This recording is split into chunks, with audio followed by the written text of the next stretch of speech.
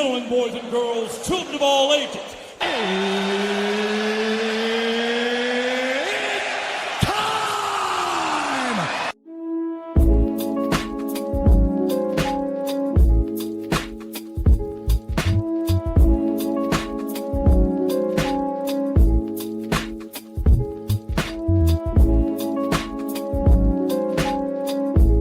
Hello there, everyone. Welcome back to another edition of the My Two Cents podcast, presented by and hosted by G2. I am G2. This is episode 256 of the podcast, and I will first off like to welcome our first-time listeners and our returning listeners to the podcast, and I would like to ask every single one of you, how are you doing? I'm hoping that everyone had a good to great Thanksgiving week and also a good to great Thanksgiving. I know certain people were busy this week trying to get to their locations where they needed to get to. Again, there was problems with people driving from state to state, people taking railroads, trains, people taking the airports. I know it was some hassle and bustle as people were doing that. And as right now, people are already on their way back to their place of living, or shall they say their residence. But I'm hoping that everyone had a good to great Thanksgiving. They got to see the people that they haven't seen in some time, or at least talk to certain people they haven't seen in some time. I hope that people did enjoy some food. I know certain people at these Thanksgiving events, certain people can't eat certain things. Certain people are on dietary restrictions, or they just can't eat certain things. So certain people are probably vegans, vegetarians. Thanksgiving usually ain't the place for that, but certain people are. That, and they got to transform their whole holiday for that. But I'm hoping that everyone did enjoy themselves. I at least can say for me and my family, I know we had a good Thanksgiving. We were able to eat, be around one another, and that's good for us because we're more family oriented in that way. We talk to one another at least every single day, eating with each other, especially on a big holiday like Thanksgiving, is one of those times that we want to see one another, have to see one another, and talk to one another, which we did do so. And before I get into everything, I do want to say this. For people that are dealing with stress, please do not overwhelm yourself. I know there's people right now that's dealing with stress as they're trying to get back to their location. There's people dealing with stress right now as it's holiday time. People are trying to look for the holiday toys or clothing or whatever type of thing, merchandise that you're looking for, because it is now time for Christmas and people are either getting their Christmas list together, they're finishing out their travels, or finishing out their gift purchase. Please do not stress out over things that you cannot find. There were times in my life that my mom and or dad could not find things on my Christmas list, and best believe they were able to compensate it by getting me something else that I didn't know I wanted until I saw it, and I'm like, oh, okay, that's cool too. It might not be on my list, but seeing what they got, it was still cool. I would just say, for the people that are right now trying to still find Christmas items, or just items in general for Christmas, because that's the next big holiday up, please do not overwhelm yourself. Please do not stress yourself out. And just in regular everyday situations, don't stress yourself out, because stress is a silent killer. Stress is something that is taking people out, because when you are stressed out, it affects your mental. And when it affects your mental, it affects you physically. And guess what? Your body starts deteriorating after that. So please, ladies and gentlemen, do not over stress yourself out. Take care of one thing at a time. Please do not try to overwork yourself to death this upcoming holiday season, because Christmas is going to come by like a freight train. It's going to be here within a blink of an eye. And again, I don't want people to stress out over something that's not that too important. You know what I mean? So please, ladies and gentlemen, do not overstress yourself. Do not overcomplicate anything. Just take care of what you can take care of, and try to limit yourself on stress, because we're going to stress on something, but try to limit yourself out, okay, on the stress. Now, with that said, I want to move over to the National Food Day of the Week. Today being the last day of November 2025, it is November the 30th. It is Moose Day. Now, we move over to December. December 1st, it is Fried Pie Day. December 2nd is Fritters Day. December 3rd, it is Peppermint Latte Day. December 4th, Cookie Day. December 5th is Comfort Food Day. So anything that brings you comfort, eat that. And on December 6th, to round us out, it is Gazpacho Day. Now, with the National Food Days of the Week out the way, I do want to give a little recap of my Thanksgiving, at least the day before Thanksgiving, before I get into the world news and the news. Me and my family, as I said, we had Thanksgiving together. We ate well, all that good stuff. I made Thanksgiving along with my mom, and I will say this.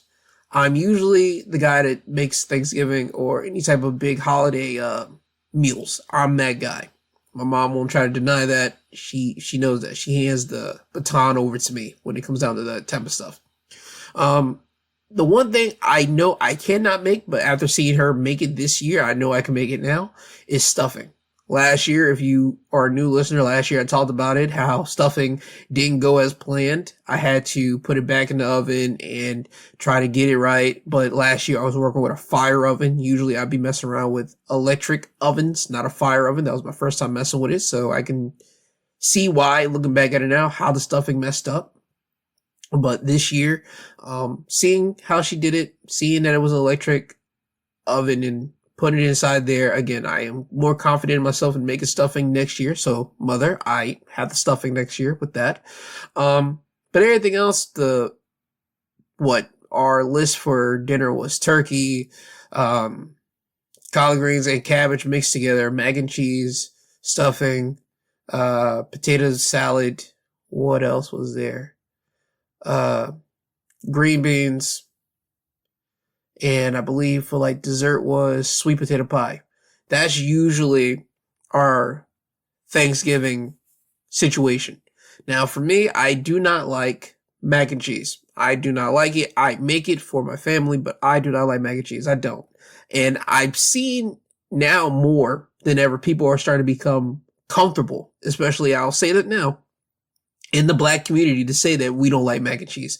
There's been some of us that have been popping out saying mac and cheese is not that good. It's overrated, especially when it comes down to holiday time. And I'm one of those guys. I don't like mac and cheese. So I'm glad to see I'm not the only person that feels that way. Also, turkey. I can do without turkey on Thanksgiving. I mean, I'll make it. Again, I know how to make turkey. I know how to make it sure that it's not dry. But turkey just isn't it to me, man. I understand that's another thing that we eat one time a year. Like turkey and stuffing is like for Thanksgiving, that's their day to shine. But for me, I can do stuffing all day with that. Turkey is just not my thing, man. That's not my bird. I can have a chicken on Thanksgiving, man, and I won't have a problem with it. I can have beef on Thanksgiving and I won't have a problem with it. But just turkey, for some reason for me, I just can't get with turkey like that. I mean, I'll do it, but it's just not my thing. But I'll make it. I'll cook it for my family in general. And I'm just glad that they were happy with it. My biggest critique or my biggest critic is my mother. If my mom has a problem with the food, trust me, she will have no hesitation telling me about it, saying that this wasn't right or that this tastes funny or whatever the case may be. So that was the biggest critic of mine. And I'm glad to know that she did not have any critiques for the food this year. So I'm glad with that. Also, for the people that do cook the food for the holiday festivities, I would like to say, if someone is trying to help you, do not snap at them. I have that tendency myself. I'm trying to calm myself down on that as well. My brother tried to assist me in the preparations, and I told him to get out my face. I said I might hit him, and I had to apologize when I cooled down. He understood where I was coming from, so he didn't hold ill will to me. But that's something that I have to work on. If someone wants to try to help me out in something, I got to just tell them calmly that I don't need them. I'm good at the moment. Whenever the time comes, if I have to need them, I'm going to ask for the help. But for anybody that's quick temper like me, when it comes down to a duty that you take in high regard, and for me, it is cooking. Don't try to get fast tempered with people. Don't try to get quick with them.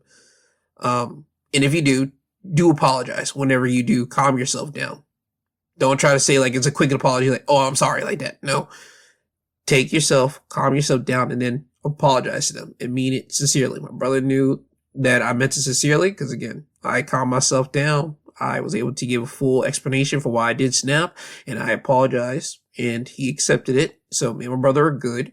But yeah, for the people that are out there, don't be quick with someone. Just try to take your time and just be okay. But Thanksgiving in general, it was good. Nothing more to report on that. But I do hope that everyone did have a good to excellent Thanksgiving. And now we're going off to Christmas time now. We'll see how that goes with everybody in Christmas. Now, with that being said, now it's time for me to move over into the news. And I want to start off internationally first before I get into the U.S. news base first. Associated Press, they will write up an article saying authorities are probing corruption and negligence in Hong Kong's deadliest fire in decades.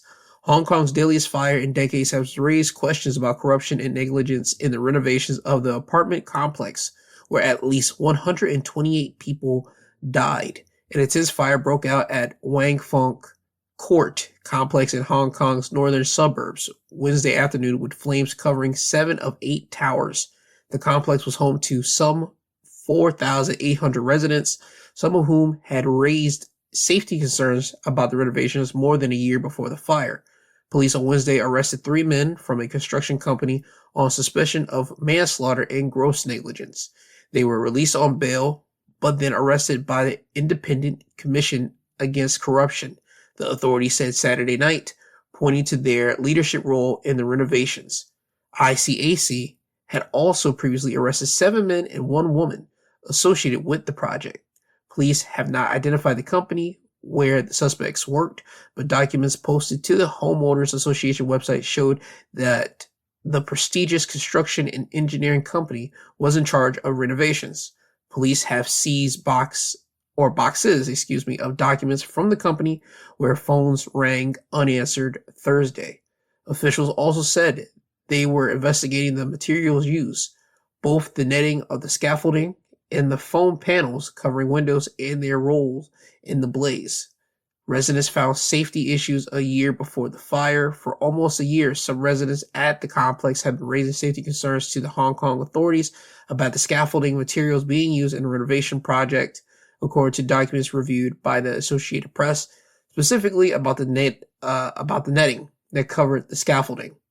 So, I just say this is one of those situations where I would think, and I am going to say, because I'm over here in the U.S., that there's probably going to be some big arrests over there in the companies in Hong Kong, or at least the company that owned that complex that was supposed to do the renovations. I can see some arrests coming there, and it's probably not going to be the CEO that's going to be arrested, which it should be, because you are the person in charge of this company. I don't see that happening. I see them probably arresting the people that were in charge of fixing the renovation. Like, say the CEO has someone that's a titled position to go there and check out the building, make sure everything's up to code, or make sure everything's up to snuff. I can see that person in that position more likely being arrested for the deaths that happened there, and they said at least 128 people died. I've seen photos of those towers being lit on fire, and it did not look pretty. It looked pretty devastating. It looked like something that came out of a movie, if we're going to be honest here. And it's just a shame. If you got people in a complex that are raising concerns about their living issues, or raising concerns about, hey, something needs to be done about this, I would think you, the owner of said company, would at least send your guy down there. Or if not that, the person that has the title position to handle said property. I would think you and a couple people should go there and at least check it out. I know people are trying to do the runaround and not try to fix up renovations, because you got that stuff happening over here in the United States. Multiple complex apartments, multiple buildings, whether they're in New York, California, Texas, Florida, Alabama, any complex in the United States. I know there are some shady and shisty landlords and people that are not trying to fix said building. As a matter of fact, the part of the New York building or complex that got blew up, because I believe they say it's because of their radiator. And I don't think I'm wrong on that one. I had to just look it up a little bit. I am wrong. It is not the radiator. It is, officials believe the explosion was triggered by work done on the boiler, and ventilation shaft through a gas leak was also suspected. And this happened in October in New York. So again, there's been some workings in places. Now, that one in New York, they're not trying to say that there was anything like suspicious about it. It was just probably a gas leak. Again, they had some work done, and that caused that piece of the building to blow up. But there's been other things that have gone down in the US, and as we see over here in Hong Kong, that people have some questions about their complex. There is some renovations that's going down, and there are people that are neglecting said renovations, and people end up getting hurt. Now, in the case of New York, they say no one was hurt by that. No one was injured, and that's miraculously, because it was a 20-story building, a big chunk of the large corner of said building that collapsed. And over here in Hong Kong, sadly, it didn't happen that way. At least 128 people did pass. So again, I want to give my condolences to the families and loved ones to those people that did pass away. And I'm hoping that the people that are responsible for this, the companies that's responsible for this, do get hit with this. Not just a heavy fine. At least certain people go to jail for these people's deaths. Because if they were aware of this at least a year before this fire happened, they got to get some type of they got to get hit with something. And again, it's not a slap on the wrist. It's not something just with money. It has to be, you got to go to jail. You got to go up for mad years because you guys didn't take care of that situation when you needed to. So that's just my thoughts on that one. When more information comes out, I will bring it back to this broadcast here. Next up, before I get over into U.S. news, BBC would write up Russian strikes cause power outages for more than 600,000 in Ukraine. In the article, it will read more than 600,000 people in the Kyiv region of Ukraine were without power on Saturday morning after an overnight Russian attack. Ukraine's energy ministry said more than 500,000 of these were in the capital itself, with the rest in the surrounding region.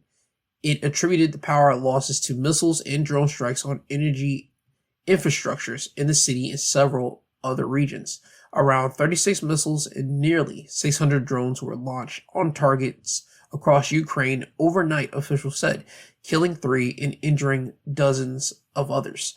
Russia has intensified attacks on Ukrainian civilian and energy infrastructures as the embattled nation heads into winter, despite U.S.-led efforts to secure a peace deal. Russia's Defense Ministry said it had launched a massive strike against Ukrainians' military industrial complex enterprises and the energy facilities that support their operation. Listen, I understand what they're trying to do. They're trying to cut off Ukraine's energy because we are about to go into winter. I don't know how Ukraine's winter is. I don't know if it's truly that bad, but I don't want to take a jab in the dark and say that it is. I'm pretty sure it probably is. But here's my thing. You don't have to do all that. You don't. I know right now there's supposed to be at least some deal being talked about between Russia and Ukraine. Again, the U.S., we're in the middle. We're trying to make sure things don't go to hell. But, like, dog, in the middle of this, while you guys are supposed to be having some type of talks, again, America's more having talks with Ukraine, while Russia's constantly just, like, poking Ukraine in the chest and hitting them with the "you ain't gonna do nothing," which that's nasty work. I don't like that point. I don't.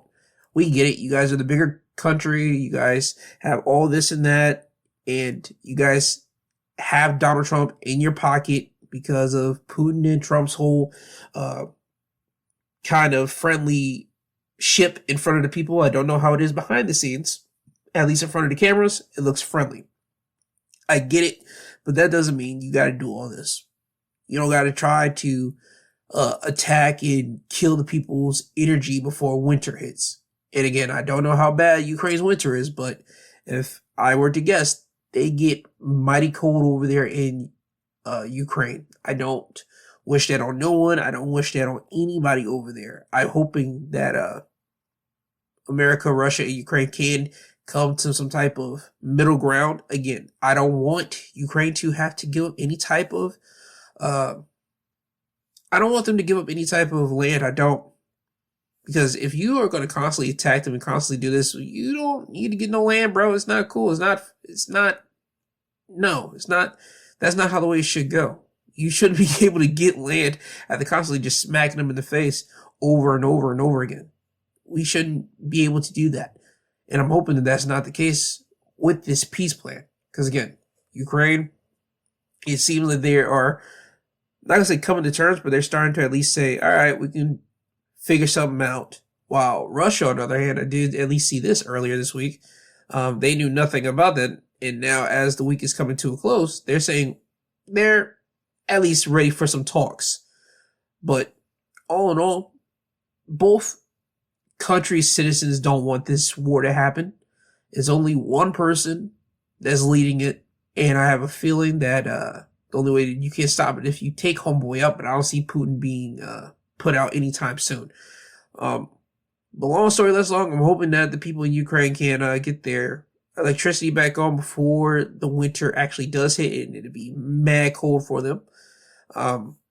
But yeah, man, I don't like that. I hate that that happened to them. I'm hoping that things get better for them before it gets way worse. So prayers up for people over there in Ukraine that lost energy Saturday and still are dealing with energy loss. I'm hoping that it gets better for you. I really do. Now, having said that, now it's time for me to move off international news. It's time for me to talk about the U.S. Before I get into big, heavy U.S. news, I just talked about how it might get mad cold over there in the Ukraine. I do know, at least over here in the U.S., at least where I'm at right now, it's cold, bro. It's cold. We're at least in the 40s, like, not gonna say up 50s, but like the lower 50s right now. It gets colder at night. It's cold, bro. It is. It's been, what, a week since it hasn't been this cold? Even before that, it hasn't really been this cold in some time, and we've gotten it now. I know what I was talking to my mother, and it was been warm for the past days, and I've been like, yo, and she's been saying, isn't it supposed to get cold? And I say, yeah, by this time last year, it was already cold down here. I don't know what's going on right now. I guess asking for it, you shall get it. And I'm feeling it right now. It's right now, as I'm looking at my computer, it says 36 degrees right now. And again, I'm recording this at night.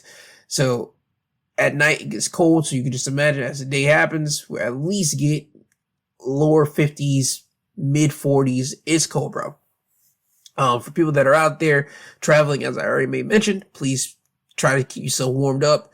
I do know that's supposed to like be cold, some type of snow over there in Chicago, the Midwest. It might move over to the Northeast, like the Connecticut, New York, all that type of way over there. I do hope that everyone is bundled up. Everyone at least is trying to stay as warm as they can. Please do so. I don't want people to pass out over hypothermia. I believe that's a thing where you get too cold and then you happen to just drop. I don't want that to happen to people. So please bundle up the best as you can. Keep those babies bundled up and just try to stay warm as you're on your way back to your residence. Now, having said that, now it's time for me to go over into the U.S. news. And I want to talk about the shooting that happened this week and the death of a National Guard member. Associated Press would write up an article about it. They said the suspect in the shooting of the National Guard members is facing murder charges as the U.S. holds all asylum decisions. In the article, it will say charges against the man accused of shooting 2 National Guard members have been upgraded to first-degree murder after one of the soldiers died. The U.S. Attorney for the District of Columbia announced Friday while investigators continue to seek a motive. Specialist Sarah Buckstrom, 20, and Staff Sergeant Andrew Wolf, 24, were hospitalized in critical condition after the Wednesday afternoon shooting near the White House. President Donald Trump announced Thursday evening that Sarah had died.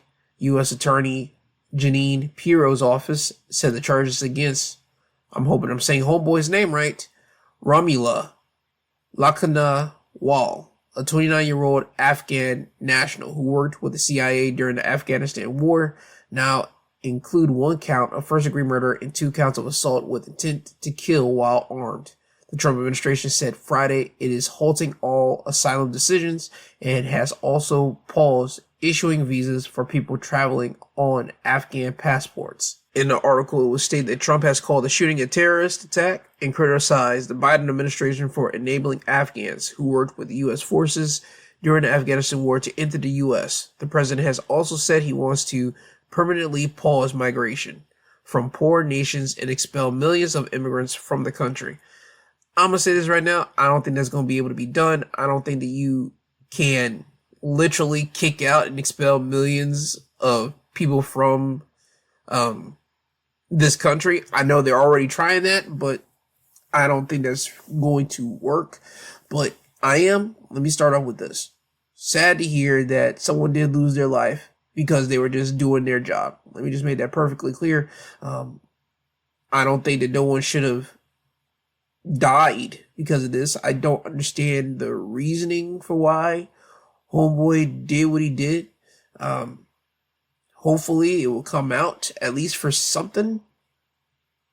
Like, again, they're trying to determine his motives. That's the latest that they do got right now, but it has not been officially announced why homeboy did what he did. But I knew nothing about this until my mother had to bring it up to me. Because again, I'm holiday time. I'm thinking of his only holiday. Like, what type of nonsense is someone going to pull off on holidays? But I shouldn't be surprised. I shouldn't be surprised by someone wanting to do something stupid like this on holidays. Like, come on now. You do this a day before Thanksgiving. Dog, that's supposed to be the time where you're supposed to be trying to be running out to grab your stuff for the Thanksgiving meal or stuff that you forgot to get so your person could make it or you can cook at the crib. Like, dog, Wednesday ain't the time for you to be going out there and trying to, like, make a mission statement, if this is one. Now, the 2 National Guards that were shot, they were a part of the National Guard that were flown or deployed, if you will, over to D.C. because of Trump's whole fighting crime mission that he's been doing in mad different states in the U.S. And I've already said it before, and I've said it mad many times, I'll continue to say it here. I'm not cool with the whole sending National Guards over to the U.S., like, land in different states and different cities. I'm not cool with it like that, because if anything, you're just putting people in, like, harm's way. You're making people be anxious, and I've said that since this thing started. Now, I'm not going to say this was the cause of that. I'm not going to say homeboy was anxious and he just decided to do it. I'm not shooting homeboy no bail. I'm not doing that. I think, again, we'll have to wait and see what the motive is. Again, no one should have been shot because, again, this was a day before Thanksgiving, bro. You're always just supposed to be out there just trying to get things done. And this wasn't it. This was not the plan. This was not the way to go, at least in my eyes. I'm hoping that the family member of Sarah gets her benefits and all the stuff that's supposed to be getting whenever someone dies, at least in service, because this right here, this wasn't the party. This is not it. This wasn't. And imagine, you get shot a day before Thanksgiving and you have to pass away, and now your family, again, will be associating Thanksgiving with this. Every year, they'll be thinking about you and thinking about how they were only one more day away before Thanksgiving celebrated with that person that they lost. Again, man, that's a lot of things just to think about. But when more information goes out, more than likely it'll come out by, I say Wednesday because Wednesday I come back with a midweek breakdown. And if they come back with more information, I'll bring it back to this broadcast here and talk about it on Wednesday. If it doesn't, I'll hopefully have some more information by this upcoming next Sunday, and I'll be able to bring it back to you guys here. But as of right now, that's the only information that we do have right now. Again, they have the guy that's suspected of the shooting arrested. They're working around the clock. That's what they say, to try to find a motive. They don't have one at least out to the public right now. And yeah, man, one National Guard member has passed, but the other one is still in hospital. It's a sad shame, but that's just where we're at with this. Continuing on in politics to a degree, Trump, here we go with this. The Independent, they will say that Trump says he will cancel all of Biden's orders signed by autopen and threatens ex-president with perjury charges. The article read, in an angry social media post, President Donald Trump said that he would terminate every document his predecessor Joe Biden signed with an autopen, and that if Joe Biden lied about using one, he would be charged with perjury. The threats are just the latest examples of Trump going after his perceived political enemies, using the power of the federal government to intimidate his political opponents. Duh. In his post, he would say, any document signed by Sleepy Joe Biden. By the way, that is a crazy name to just throw on to someone, Sleepy Joe. I get the reason why, because he was an older gentleman. Homeboy looked like he was sleeping. I get it. I get why you say Sleepy Joe. Like, come on, dog. Anyway, he will say any documents signed by Sleepy Joe Biden with the autopen, which was approximately 92% of them, is hereby terminated, and of no further force or effort. The autopen is not allowed to be used if approved, is not specifically given by the President of the United States. I am hereby canceling all executive orders and anything else that was not directly signed by crooked Joe Biden, because the people who operated the autopen did so illegally. Joe Biden was not involved in the autopen process, and if he says he was, he will be brought up on charges of perjury, Trump said. Now, the article would say that Biden's use of the autopen has become a weapon used by Republicans who have argued that the staff of the previous administration used the autopen to sign executive orders and legislation when Biden, 82 at the time, had left the office, was supposedly too senile. Dog, I'm not doing this. I'm not giving into this crap. Listen here. That's ridiculous. How are you going to try to say the homeboy didn't sign these things? Even if, let me just say this right now. If he did not sign it and he had an autopen, he still has to technically agree to these things. He has to agree to these legislation. He has to agree to these executive orders. He has to agree to saying, yeah, I want this to be in effect. Just because he doesn't sign it, he has an autopen. Dog, what are we doing here?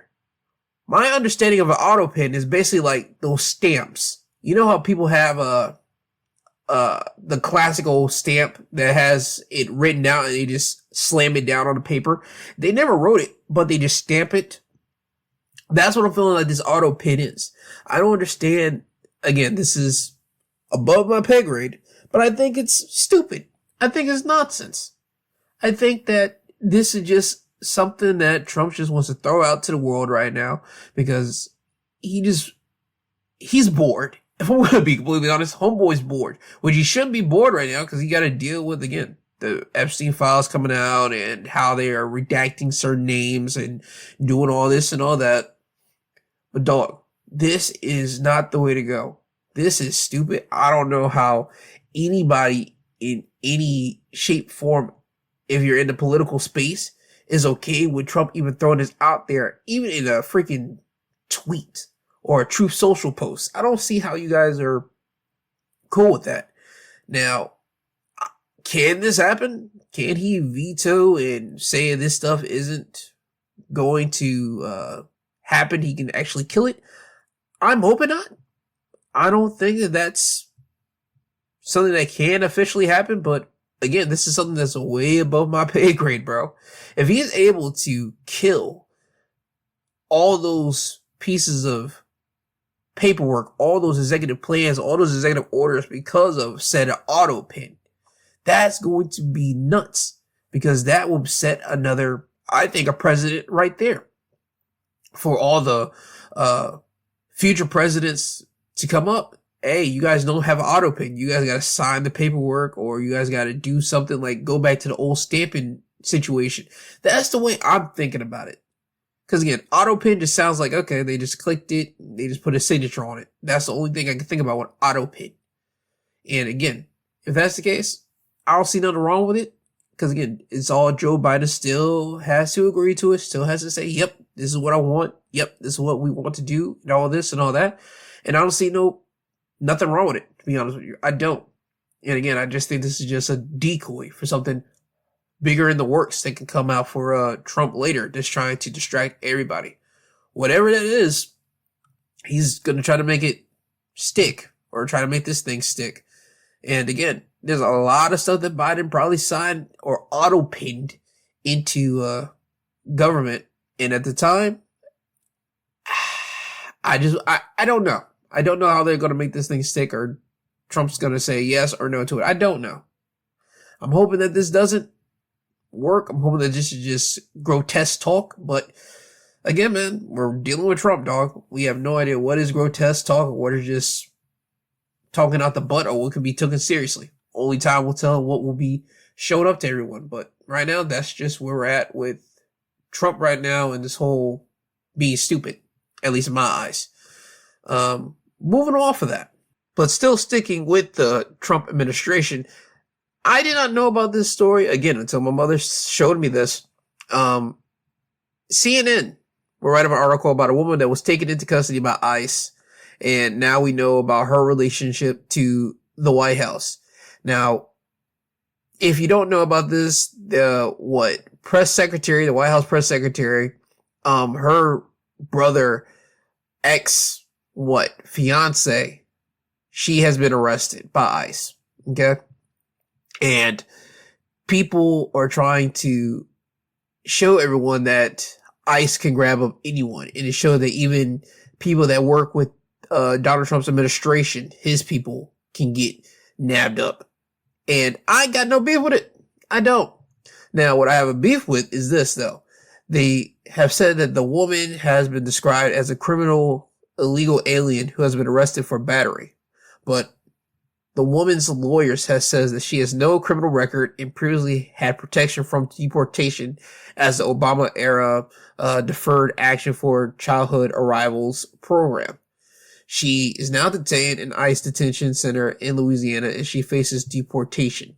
Now, that's what's going on right now with this. Her story's making, again, not worldwide, at least U.S. news, because of her, again, affiliation to the Trump administration only by being the ex-fiance of the White House secretary's brother. That's the thing with it. And also she is the baby mother of the White House press secretary, okay, brother. So let me just say this right now. I got no beef with ICE cracking down and doing that, because if it shouldn't matter. It shouldn't matter who you are. If ICE is coming to get you, ICE is coming to get you. I've stated it before. I don't like the whole idea of ICE. Let me make that perfectly clear to everybody. I think that ICE is garbage. I think that whole initiative that they're doing with ICE is stupid. But here's the contrast. We've only seen them knock people that are just regular civilians, regular people, regular degular. This person right here, with her having connections to the Trump administration, and again, she is the baby mother of the White House press secretary's brother. Dog, you would think that would have given her some type of you know how they say nepotism? Like, give her some type of pass to still be here in the States. You would think that, but nope. I still grabbed her up, nabbed her up. Now, can this change by the end of this week? Possibly. It could. They could probably do something that goes underneath the radar to get her out of there. Maybe. Or it could be part of the process that she got to be out of here, and the kid will go to directly the father, and the mom got to go right back to Brazil. Again, I don't know. We don't know if the ex-fiance and her were in bad status when they last talked. Again, this is not being described or discussed out there in the public. I think this is just some things that they don't want out there. But again, man, this just shows you that ICE don't care who you are. They'll grab you up, nab you up. However, only if you look a certain color. Because again, Elon Musk, homeboy, is not a U.S. citizen at all. He is still here. There's a lot of other people that don't look brown, that don't look white, that are getting nabbed up. But if you're white and you're not from the U.S., I haven't seen ICE grab you guys up. I haven't seen it. I haven't seen it happen. But again, we'll see. We'll see if they decide to change that. Within the next 2-3 years, because ICE just came around, or at least they really were focusing on ICE, the beginning of this year when Trump took office.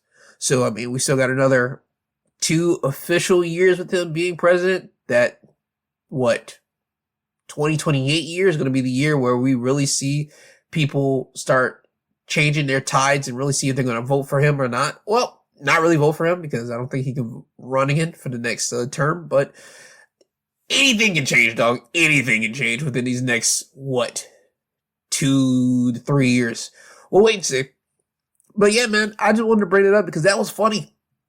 Seeing someone so close to the Trump administration. Again, the baby mother of the White House press secretary's brother. She's arrested by ICE. I don't care who you say, that's funny. It's sad funny, but it's nevertheless funny. Because again, you usually just hear about regular people getting nabbed up and tabbed up, not someone that has any relationship to people in some type of position. And this was the first of its kind. And I'm pretty sure it won't be the last, if we're going to be honest. Now, moving off of this, I do want to talk about an article that The Guardian would write about. And it's about an Alabama priest has decided to leave his clergy after a woman alleges private companionship that began when she was 17. In an article, it was stated that a longtime Roman Catholic priest by the name of Robert Sullivan has decided to leave his clergy after a woman alleged to his superiors that he provided her financial support in exchange for private companionship, including sex, that began when she was 17. And this was announced Wednesday, the day before Thanksgiving, in a public statement from Birmingham, Alabama. The woman who accused Sullivan, Heather Jones, filed her allegations in a formal written statement to the Birmingham diocese that she then shared exclusively with The Guardian in August.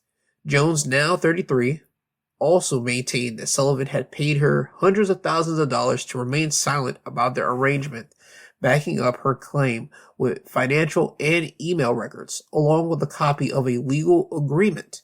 The letter said a subsequent church investigation into the significant payments alleged to have been made by then Father Sullivan found no link between the allegations and any diocesan, parish, or school funds.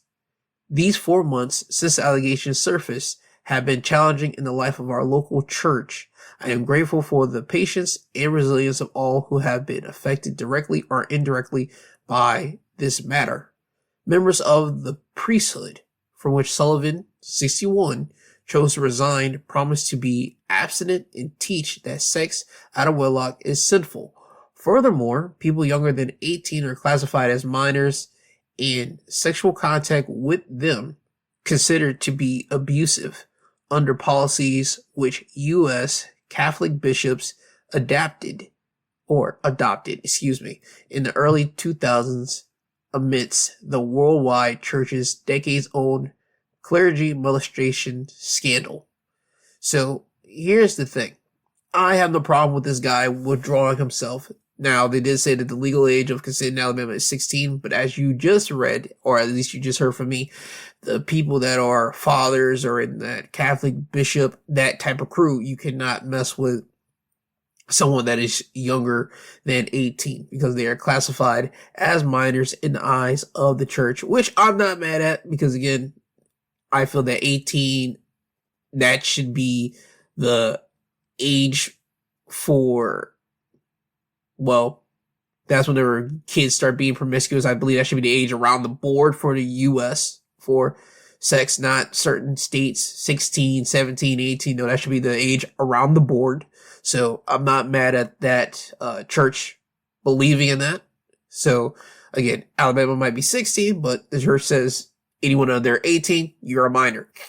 I'm not mad at the church with this, but this still just goes into everything. People are nasty, bro. People that are in these priesthoods, people that are in these high position power points, they're nasty, bro, and it will continue to be that way. Now, again, they said that this happened. She did say that it happened when she was starting at the age of 17. Now she's 33. Homeboy is now 61. So we do a little bit of math. She was what? So that has been, God, hold it down. That's been 14 years. So 61 minus 14. That is when he was 47. So he was 47 messing around with a 17-year-old. That's nasty work, even if it was legal. That's still nasty all across the board. But I don't get it. I want somebody to really tell me why a person in a religious title, at least in that Catholic world, can't mess around with a nun. And I'm talking about a nun that's of age, not a nun that's young, that's becoming into the nunhood, the motherhood. No, I'm talking about like someone that's in their 20s. Like, do something like that. Their mid 20s, upper 20s from up. Why do you have to have or try to mess around with someone that's young? I don't get it. I don't get it. I don't get why you can't mess around if you are in that priesthood, in the nunship, the mothership. I don't understand it. I don't get it. Now, that should be the thing, because you both are dedicating your lives to the church. You're both dedicating to the helping of the people that are coming to you guys. I mean, why not? Why not let that be the thing? Trying to abstain yourself from sex if you're in that world, I don't think that's the right field. I don't think that's the right thing or right move. I mean, great power for anyone that's able to do that in that situation. But you got to remember, you are a human. Your body does have needs. Your body does have desires, because we do see people that we are attracted to every single day. And again, I don't need to go any further into that, but you get my point. You get the gist. I think that in that kind of space, if you are in the Catholic spot, I think that Pope or Father, if you want to call that, the bishop and all that, they should be able to have relations with a nun or someone that's the sisterhood. It should be that. It should be in that. It shouldn't have to do nasty things, mess around with the altar boys, as we know in the Catholic community. That has happened in the past. That's been a history. That's not me just saying it. No, they have a history of it. That's just what it is. It shouldn't be now with this, paying someone for their companionship. No, that shouldn't be the case, because you're paying for prostitution in a way. That's, ugh. Again, man, I hope that the Catholic Church does change the rules, man. Yes, keep the same rules of, hey, not messing with anyone under the age of 18. Keep that. But if you are, again, a bishop, a father role, all that, mess around with someone in that nunship role, it should be allowed. At least, again, that's just my thoughts. I could be wrong. Again, I'm not in that field, but I think that's what should happen, so we can get rid of all of this in this type of story would never ever exist. But again, that's just my thoughts. I'm gonna dip out of that. The last thing that I do want to talk about before I get you guys out of here on today's episode, People Magazine have wrote up an article saying that Kevin Spacey is facing 3 more sexual assault claims from 3 different men, and it's going to be in civil court. They will say that Kevin Spacey is set to face a new court date in 2026. He was announced of this on Wednesday. Again, all this happened before Thanksgiving. That has to be crazy.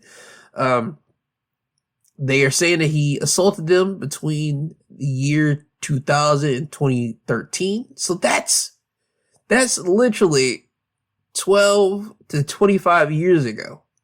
Okay. The case will take place at the High Court in London next October. The BBC and Sky News reported the case is set to take 3 weeks. So, Kevin Spacey, again, is being hit with more civil suits. I do wonder if, listen, I'm never going to try to say that someone didn't get touched. Again, Hollywood, real weird, real creepy, because again, people are trying to, especially if you're working with someone that's established, you want to be known, you want to be recognized, you want to try to get on with the people. Okay? But just why it never gets taken to criminal court, that's just my thing. Because if he sexually assaulted you, that's something that shouldn't be played with, no matter if you're a man or a woman. If someone sexually assaults you, I get it. If they got money, go for the money. But also try to get them on some actual case type stuff, some stuff that they actually be put away from. Now, again, the time range is from 2000 to 2013. So again, that's a good 12 to 25 years.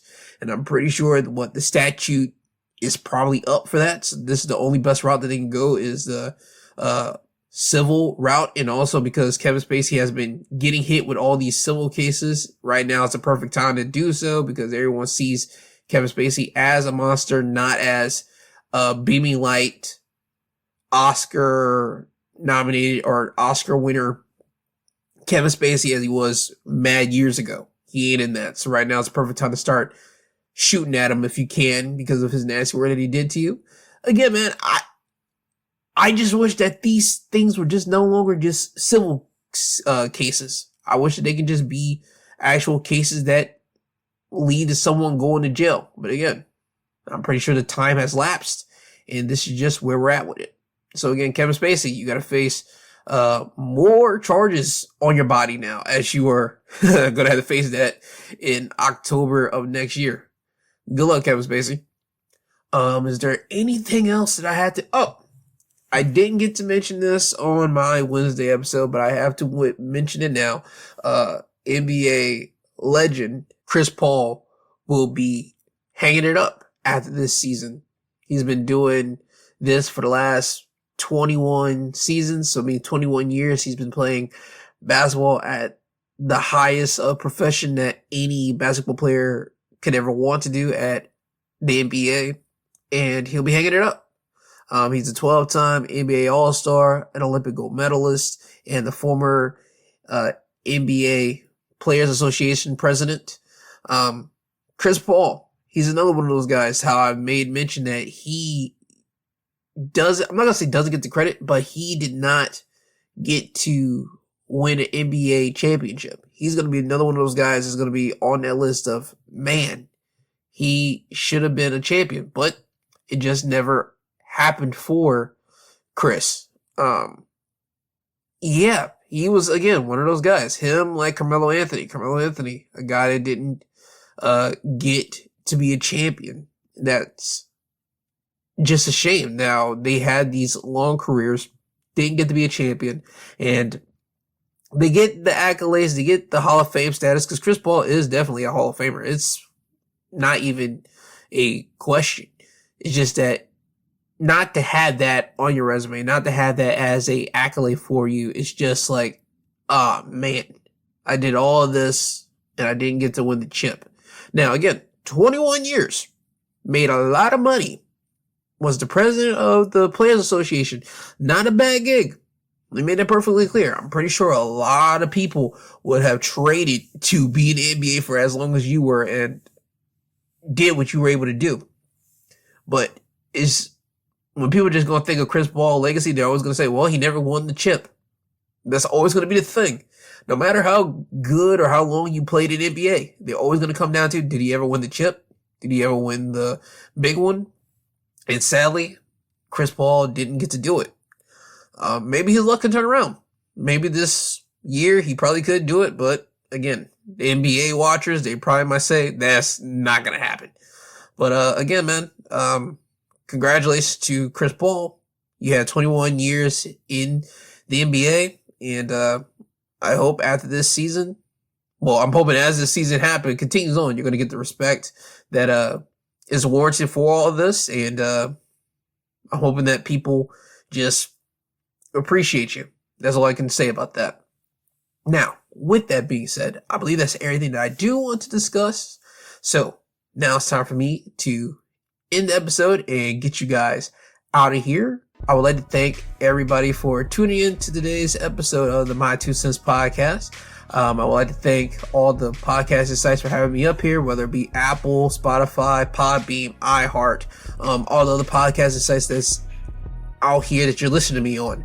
I would like to thank them, because without them, I wouldn't be able to get this podcast out to you guys, to downloaders and listeners. But also, without you guys, downloaders and listeners, I'll just be one guy talking into a mic, into a void. And I do appreciate every single person just tuning in, because you could be listening to anybody else, but you tuned in and listened to me ramble about any and everything. So I do appreciate that. Now, with that being said, always remember, I love you, I love you, I love you. I love you, I love you, I love you. that is not a gimmick. I truly do love and appreciate every single one of you guys. I do want everyone to know that I do have another episode up right now. It is your Survivor Series War Games review, because I did watch Survivor Series and I do want everyone to check it out. If you happen to watch professional wrestling, if you don't, have no fear, you don't have to watch it or listen to it. But if you do watch professional wrestling and you couldn't watch Survivor Series last night, you can listen to me talk about it. You'll hear me give my review of it, the both War Game matches and also John Cena's last pay-per-view appearance. You can hear me talk about all that. But yeah, that's everything that I do have to let you guys know of. The schedule for this week will be as usual. You get a Wednesday episode, a Thursday episode, a Saturday episode, and a Sunday episode this upcoming week. So it's business as per usual this upcoming week. But yeah, that's everything I do got to say. So with that being said, again, this has been the My Two Cents podcast, presented by and hosted by G2. I have been G2. He is I, and I am him. I want everyone to have a great day. Have a great rest of your week. This isn't goodbye. This is until you hear from the sweet sounding voice again. And with that being said, Kanye, could you please take these people home? I'm tired, you tired, Jesus wept.